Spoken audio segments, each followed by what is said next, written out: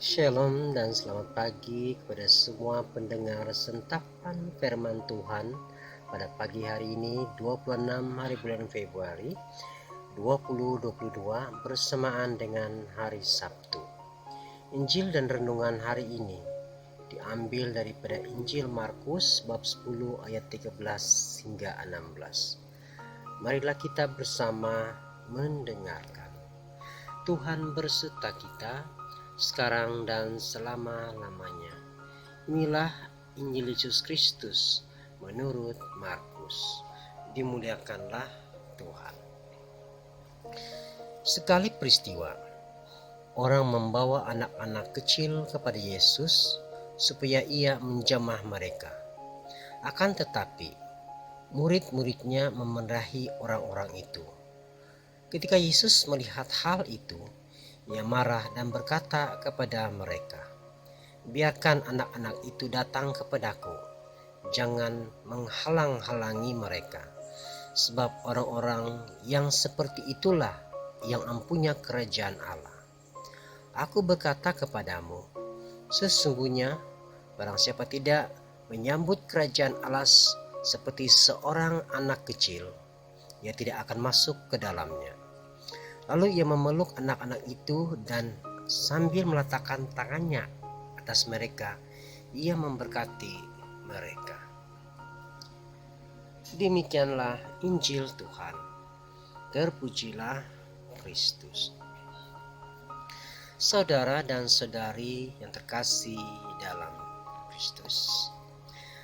Ketika sejumlah orang tua membawa anak-anak mereka kepada Yesus supaya diberkati, para murid melarang mereka. Lalu Yesus memarahi para murid itu dan berkata, "Biarkanlah anak-anak itu datang kepadaku, sebab orang-orang seperti itulah yang mempunyai kerajaan Allah." Markus 10 ayat 14. Apa latar belakang ucapan Yesus ini? Di kalangan orang-orang Farisi dan ahli-ahli Taurat ada pemikiran yang kuat tentang jasa. Mereka berpikir bahwa mereka boleh masuk ke dalam kerajaan Allah karena mereka telah berjasa mentaati hukum Taurat. Yesus menolak pemikiran seperti itu dengan mengatakan bahwa kerajaan Allah adalah anugerah cuma-cuma dari Allah dan diberikan kepada orang-orang seperti kanak-kanak yang tidak pernah mengklaim bahwa mereka mempunyai jasa. Tetapi mereka hanya memiliki hati yang sederhana, tulus, dan rendah hati. Saudara-saudari yang terkasih dalam Kristus, kecenderungan merasa diri berjasa sering terjadi juga di dalam kehidupan kita, termasuk di dalam gereja. Tidak sedikit orang yang merasa telah berjasa dalam membangun atau mengembangkan gereja, dan karena itu merasa lebih berhak di dalam gereja daripada orang lain. Sama seperti murid-murid Yesus dalam Injil hari ini yang merasa lebih berhak dekat dengan Yesus daripada orang tua anak-anak itu.